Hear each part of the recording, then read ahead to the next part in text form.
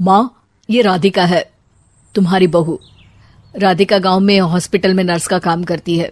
बस हम दोनों में दोस्ती हो गई और हमने शादी कर ली। राधिका, माँ के पैर छू। अरे चल हट नालायक। अरे मैंने क्या क्या सपने देखे थे कि तेरी शादी किसी अमीर घर में करूंगी और दहेज में लाखों रुपए लूंगी, और तू गांव की इस मामूली लड़की को मेरी बहू बनाकर ले आया। लेकिन बेटे की जिद के आगे सुनीता देवी मजबूर हो जाती है। राधिका सुनीता देवी को फूटी आंख भी नहीं भाती थी। तुम चिंता मत करो भाग्यवान, हम दोनों मिलकर अपनी बहू को इतना सताएंगे कि वो हमसे तंग आकर ये घर छोड़कर चली जाएगी। फिर हम अपने बेटे की शादी किसी बड़े सेठ की बेटी से कर देंगे, ठीक है? अगले दिन सुनीता देवी अपने बेटे का कमरा साफ कर रही होती है। तभी बहू के सामान में उसे एक बड़ी बड़ी मूंछों वाले आदमी की तस्वीर दिखाई देती है और उसके कंधे पर एक बड़ी सी बंदूक टंगी होती है।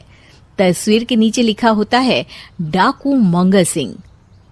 ये किसकी तस्वीर है बहू? ये मेरे पिताजी की तस्वीर है।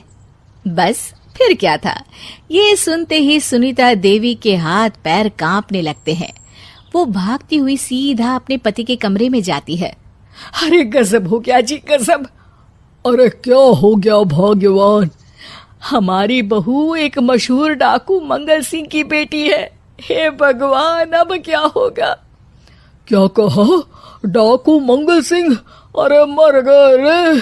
सुना है वो तो बड़ा ही खतरनाक डाकू है, मारता ज्यादा है गिनता कम है। लोग पुलिस वाले भी उसके नाम से कांपते हैं। अरे सुना है वो तो हर हफ्ते 2-4 लोगों का ऊपर का टिकट कटवा ही देता है। हे भगवान, अब हम क्या करेंगे? ये हमारे नालायक बेटे ने कैसी मुसीबत हमारे गले बांध दी। हाँ वो तो है, अगर हमने बहू को जरा भी तकलीफ दी तो उसका बाप मंगल सिंह हमें गोली से उड़ा देगा। अब जो मैं कहता हूँ उसे ध्यान से सुनो। तुम बहू से बिल्कुल घर के काम मत करवाना, और ध्यान रहे उसे किसी प्रकार की तकलीफ नहीं होनी चाहिए, समझ गई ना? और ऐसा ही होता है। अगले दिन सुनीता देवी रसोई में खाना बना रही होती है कि तभी, ये क्या माँ जी, मेरे रहते आप खाना बना रही हैं? चलिए हटिए, मैं खाना बना देती हूँ। अरे नहीं नहीं बहू, तू यहाँ क्यों आ गई?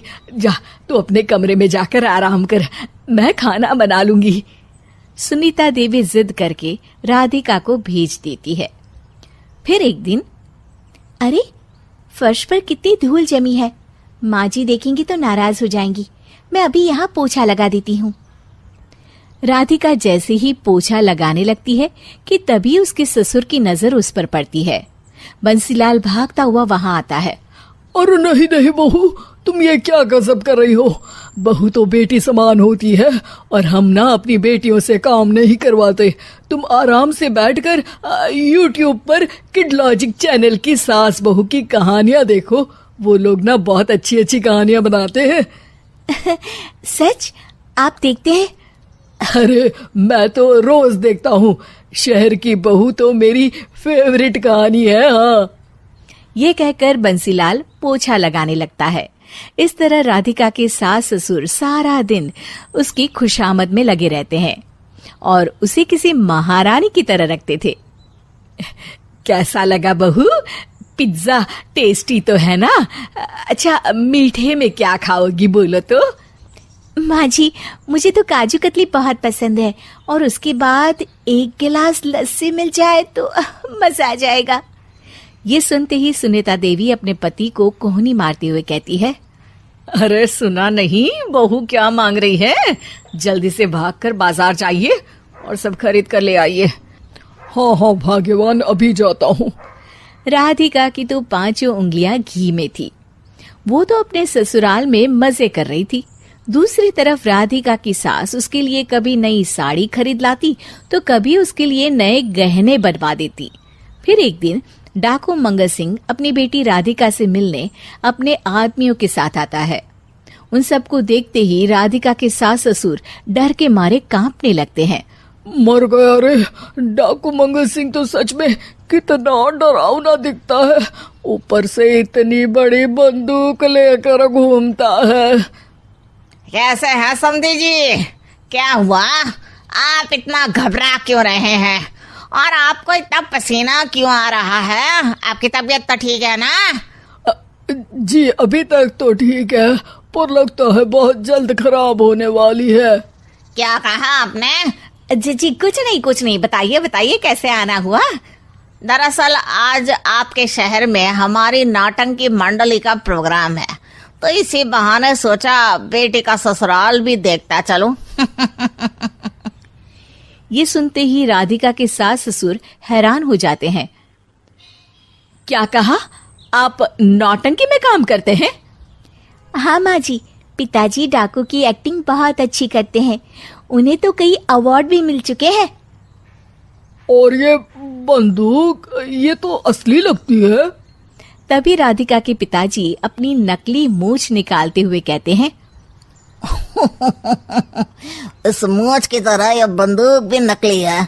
ये तो छर्रे वाली बंदूक है, इससे तो मैंने आज तक चिड़िया भी नहीं मारी। और खोदा पहाड़ और निकला चूहा। इसका बाप तो मामूली नौटंकी वाला निकला, और हम इससे डर कर बहू की नौकरों की तरह सेवा कर रहे थे। आपने सही कहा जी, इसके पीछे मेरे कितने पैसे खर्च हो गए, और काम कर करके मेरी तो कमर टूट गई सो अलग। अरे बहू, तूने अपने पिताजी के बारे में हमें पहले क्यों नहीं बताया? राधिका मुस्कुराते हुए कहती है, आपने तो कभी पूछा ही नहीं ना माँ जी।